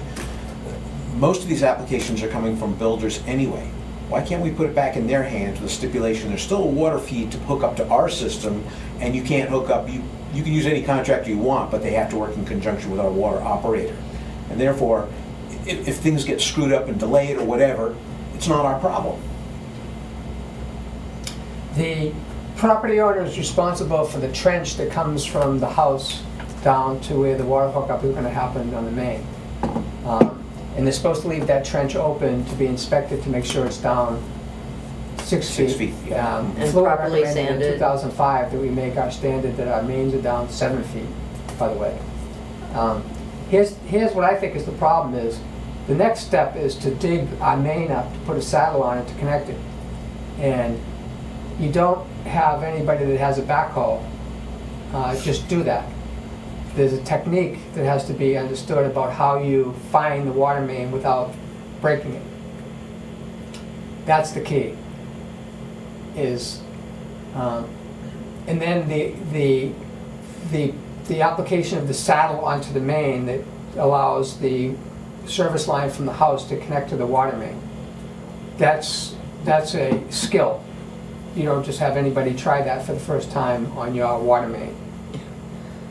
Well, could we have, going back to my potential idea, could we not have a list of approved hookup companies? I'm just Yes. going to use Dawson. I know Dawson is probably not the one I'm going to use, but a list that, sure, Mr. Contractor, but it's your responsibility to get one of these on our approved list.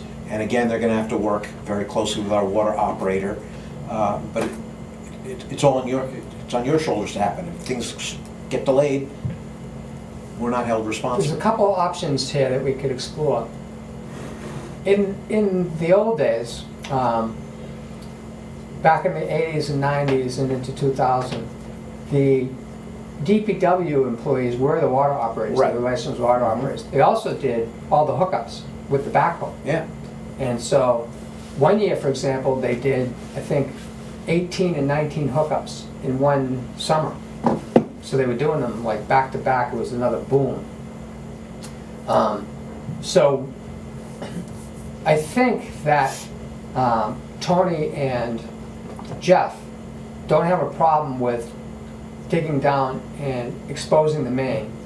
I think they don't like the idea that they're the ones that are doing the saddle of the service line to the main. Right, and that's where the water operator should come in and be responsible for at least overseeing or making those connections. But his and- current contract has him and- not doing that. Yes, exactly. So that's the thing is Right. contracting somebody to come and do that piece or getting our guys to acquire the skill set to do that, and maybe an incentive program every time one of these happens. Right. So, or another way of doing it is contracts having a contractor with the skills to do the actual hookup, contractor with them, and working out a contract that, what's difficult is the scheduling of a contractor, right? Yeah. They have to keep their scheduled pipeline full, Yeah. which makes, if they're doing a good job of that, they never have time to come and do your water hookup, because Right. that's not a big project. So it has to be lucrative enough for them to schedule themselves in a way that allows them to come and take care of us in a timely fashion to keep us out of lawsuits. That I think is one of the other options that we do. So it's not just us sitting down and writing an ordinance, it's finding the solution and then writing the ordinance. Yeah. Right. But like I said, for over the course of the next little bit, it is something that I think we should review and get better handles on, and then start talking about whether or not there's changes that And I need. think this is an important conversation that Ian is a part of. Yeah, Yeah. yeah, that if changes need to be made, or, you know, and yes, it is something that would definitely be discussed with Ian, moving forward, but And I it just has wanted been to bring it discussed. up because it was what And happened I last think week. Ian is open, to you guys finding any contractor that is able to complete that hookup, and He he's. wrote his contract to say that that's what we should be doing. Yeah. Right, And The problem and is finding that the contractor. previous board Exactly. kept defaulting to not doing anything about that and having Ian chase his one contractor that he's used the most to come and do it. right, And right, so and it put that's us the in mode quite a we're gong. in. And now we have to do what the previous board didn't do, is follow through with what they agreed with Ian, is it's the village's responsibility to get that contractor and to get the total. Which I don't hookup.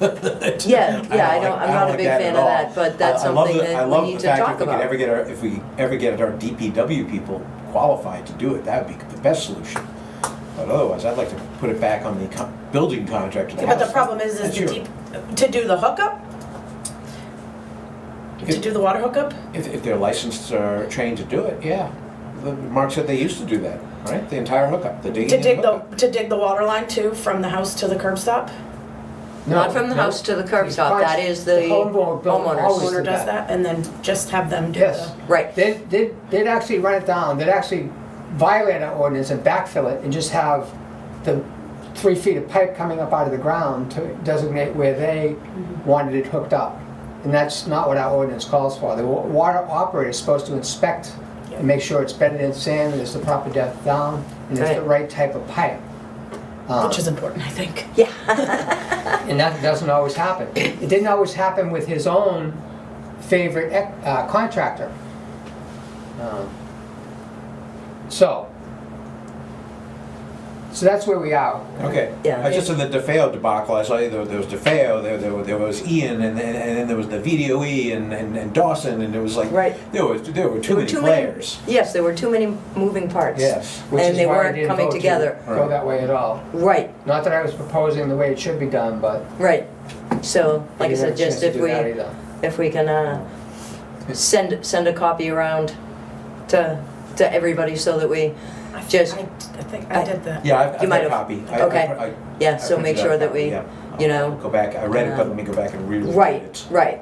Like I said, Yeah. we're gonna I wanna think, reread yeah, this it needs to be an and important see if there's conversation. something that needs to be done, but But that's it's, something that has to be brought up at the annual meeting? I mean, No. it's, no, it can be done, it can be done anytime, okay. as long as there's a properly posted public hearing What's in conf- advance. what's confusing, all ordinances are done by us. Right. All require a public hearing before we make a change. We Right. have to hear the Yeah, public, of course, yes. except for pond level. Yeah, that one has to go to That the got annual set off on a meeting. track of its own, that we could ask the voters to change that it doesn't always require. Last year it was required that it has to be done at an annual meeting. The commissioners can't do the normal thing with an ordinance, which is the hearing process and so forth. The new version of it doesn't change that either. And we may decide to ask the voters to modify that, to turn it back into a regular ordinance track, or not. Okay, Right, So, are we done with that for now? yeah, Yeah. yeah. And it Yep. seems like we need to talk to our DPW about that. this as a possibility. Yeah, see if they'd like to See get what more they- training, which like I said, there'd be incentives in there and. Right. And the other thing I had listed, we're gonna get Maudsley's email. We're going back to the other one, to the prior version. If I wrote down 91A log, it was something that was produced for a set of years. If it gets where you're getting a lot, you know, of 91A electronic requests for stuff, it could be helpful for us as well, for time management, to have a log I have of, all of the printed emails, and on it I put the date I receive it, the day I complete it, and how long it takes me. There's a whole book in the office. okay, so there sort of is something, a log. Yep. Because at the beginning, not since you guys have been elected, because things have been crazy, but at the beginning of each month, I used to report how many 91As and how many hours I spent. Okay, if we could go back to that, that would be great. I will, yeah, I will. Yeah, we're not there yet. We're not there yet, but yeah, that's where I, Yeah. We have more important things to cover. yes, I yes. mean, I agree. But I do that. Okay, Good. spectacular. I think we need to manage people's expectations, because there's gonna be times when she's overloaded, and, you know. Well, you know. part of And they us- don't care. Yeah. Part of us being as transparent as possible is we always have to be aware of what the workload is on the administrator. Absolutely, Right. absolutely. And have a system when the workload gets bigger, that a second system kicks in to take that off, pressure off. Like, Right. one of the things that a previous board did was when there was a lawsuit and there was a person that was doing an incredible amount of 91A requests, and the attorney advised that you give that person everything they're asking for. They actually hired a previous commissioner to come in part-time and just work on fulfilling 91A requests. That was an unusual thing, but that's an example of what can be done to offload the administrator Right. from getting swamped with it, which sometimes can be deliberate, to try to Yes, overwhelm. yes, yes, and in that case, in that particular case, it was being done deliberately. And there are Superior Court cases where the judge ruled, saw it that way, as the person was deliberately trying to cripple the government in the small town by overwhelming the office with 91A requests, and saw that that was, he used an adverb, began with a V, that meant that it was a dirty deed doing it that way, and fined them for doing it. Right. Anything else? Nope, that's all I had. Okay. So we move on to correspondence. We kind of already worked on that. Yeah. Yes. So, They're not here? one of the things that he has asked for was to get the folder of the commissioners' meeting that we get every week before the meeting. And he would like to get it as part of the mailing list. I don't know if we want to discuss that now, or, I think it would have to in some, because you have to take out anything that's confidential. So it can't be a matter of straight up forwarding what the commissioners get, because there could be stuff in there that is not public. So so that there, required 2 emails. An email will come every week with the non-confidential, we'll call it, non-91A exempt material. right. Another one would contain and that wouldn't come every week, would only come, is that too much of a burden on the administrator to separate that? That's an I extra. spoke to the attorney about this, or the New Hampshire Municipality, actually, I even talked to Chris Bolt about this, I think, a while back, when this initial request came in, of, I want to be a part of the same email chain as the commissioners, and he said, absolutely not. He said that is he says that is something that needs to be requested after each meeting, and you give them the information that isn't, like, after each meeting, the minutes are available on the website. You know, so he can go look at those himself. Like, Correct. give him the information that isn't readily available via email. He goes, there is no reason that residents should be a part of the commissioner's emails as a group. Correct, and like I said, you know, on our packets, there could be confidential And that stuff was that what I said. absolutely does not belong. Okay, back it up. If the email is separated out the confidential from the non-confidential. Now, he's not quoting in the RSA. Correct, There's nothing in the RSA's that says that it has to be the way his opinion was. right, And his opinion in general is not one of transparency. Correct. I've learned. That's my opinion, is his opinion of 91A isn't not my opinion of how 91A should work. And I would say to him, what RSA are you quoting from with this opinion? So,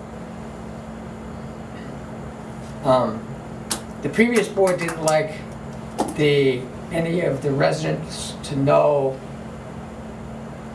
as much as they did coming into the meeting. Didn't want them to be here knowing what it was that they had already gotten and were talking about. Is that a level of transparency that we want or don't want? I would think as long as there's nothing confidential in there, we separate out confidential stuff, there's no reason that the same day that the emails come to us, because once the email comes to us, it is a public document, Once it's created, you know? once the document's created and is in the office, it's a Right. public document. And Which is why right, the RSA actually says that. It doesn't say another opinion about when it gets released. right, And the Superior Court says if it's immediately available, there's no 5-day wait for you to get it. correct. Now, No, but we have 5 business days to respond to that initial email. That can be a that's dirty not what we're trick. talking about. There's no initial response to an email. If what we're talking about Right. is If what we have, if we're going to decide whether we're transparent to the level is that you can get on a mailing list and get this stuff, that's the request has already been made. So, we don't have to go that far.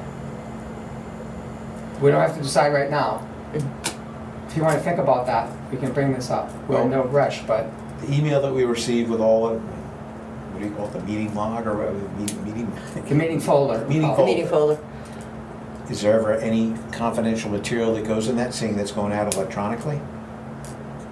In Yeah, there's our, non-public stuff in there at times. yeah, there's non-public The stuff that can go the into minutes from a our, non-public session would be in there. Okay, If it wasn't sealed, I believe. Do you That's send correct. sealed stuff out? No. no, so it sounds to me, I don't want to make a decision on this today, but it sounds to me like stripping that stuff out is pretty easy to do. It's not an onerous thing to do. Or, It doesn't Or happen is it every good? week. yeah, it doesn't happen. I think It'd be easy to make a mistake and not take it out. You have to get in the habit of saying, well, I'm doing a non-public session and I have it in the folder already. And don't email that. That alone, the odds of making a mistake could be the reason that we don't do it. Right. I think in the RSA, and I'll read it again, it says that the request should be specific. Specific to, yeah. Specific. So like, I, 91A requesting a copy of the agenda. Right. I'm 91A requesting a copy of the. You can't do an umbrella request. You have to be Not very supposed to. specific as to what you want. Not supposed to. Yeah. But there's nothing in the RSA's that say that a board can't go beyond what the RSA says in being transparent. Then you probably should really think about hiring a part-time administrator because it's just a lot of work, and that's the reason the RSA's are there, is because people will purposely bog down the office, knowing that they don't have the manpower, and that I can't don't drive understand the what you're attorney. saying. We're talking That's about a not system where they're the on a case here. mailing list. We put them on a mailing list. What if they get forgotten though? Then that's a violation of 91A. If what gets forgotten? Let's say like the group, an email got forgot that was supposed to get it. Then I'm in violation of 91A. If you're talking about making an Outlook group mailing list and using that, you don't forget who's on the list. It's automatically going to them. Well, I know you don't like it. No, Okay. I don't like it We get that. All right. at all. We're Let me discussing just it. make another Just let us suggestion. discuss it. What if we agree to it, but that those meeting folder documents don't go to them until after the meeting's held. That way, we review it all first, and if there's something that, no, that can't go out, it can be withheld. I think it's more labor to have people who want it every week have to make the request. Now the administrator's handling the request and mailing it out individually. That seems a lot more work than having a group list that is the same list. The meeting folder BOC is the name of the group in Outlook. Right. And it has names on it, email addresses that are other than the board members. And that goes out, and the system is that it's a separate email that contains any confidential information. That's a lot less labor by the administrator to do that Okay. than handling an individual request each week for the folder and then mailing it out individually. Okay. That's a lot more Yeah, labor. no, I agree.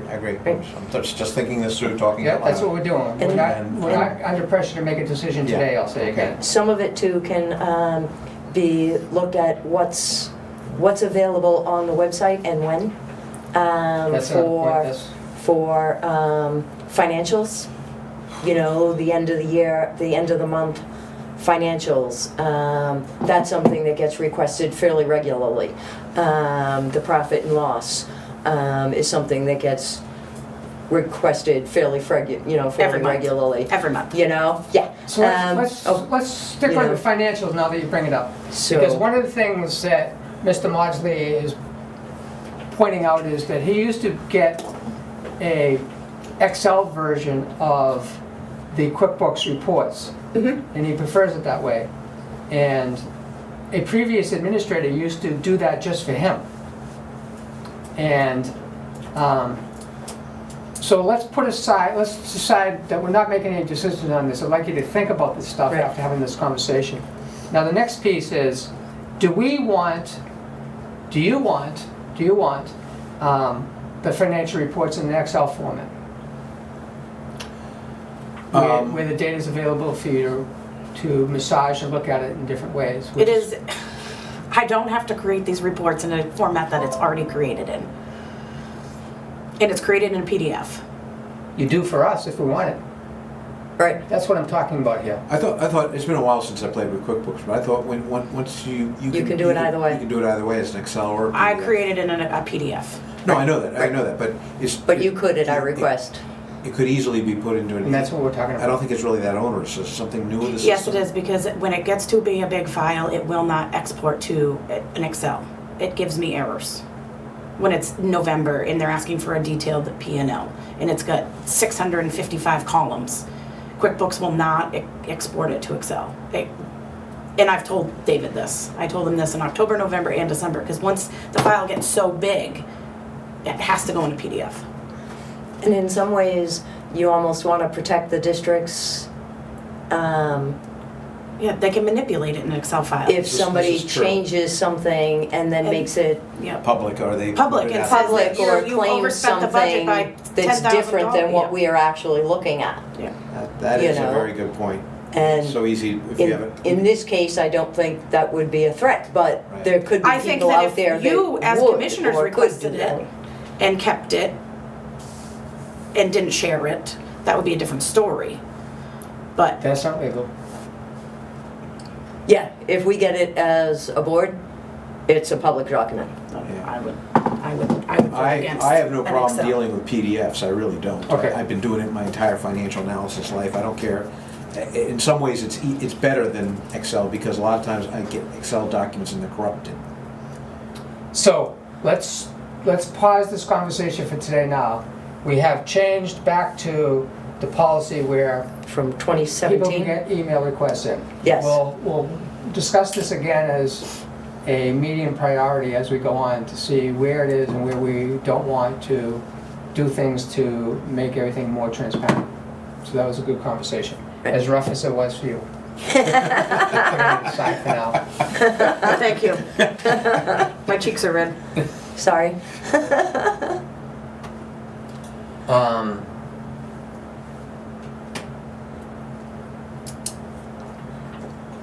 You have public appearance with people's names on this is, Yeah, and that, I made this agenda before you had suggested that they come to the Okay. annual meeting, so.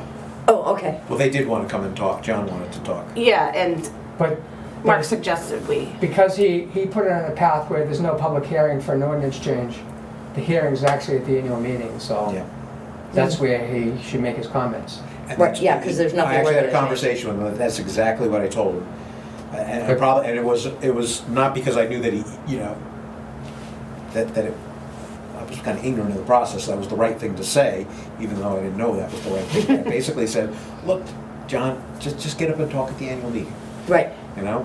That's where he can have an effect. I tried to tell him that, you know, the new ordinance has 90% of what you want. I know what you're shooting for, okay? So just talk at the annual meeting. Very good.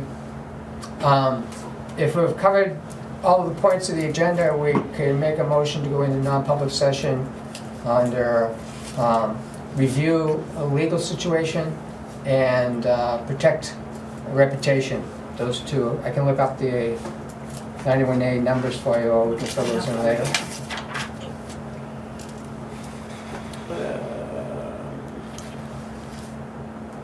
so it'll be 91A dash, 91 dash A, semicolon 3, Roman numeral 2L for legal. Yep. And,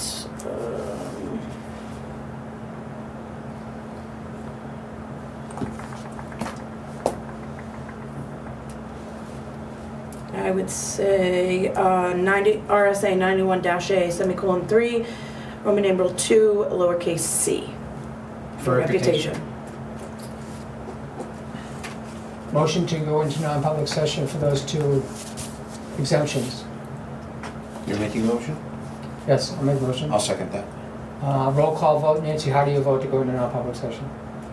aye. How do you vote? And I vote yes. You know, Thank you. right?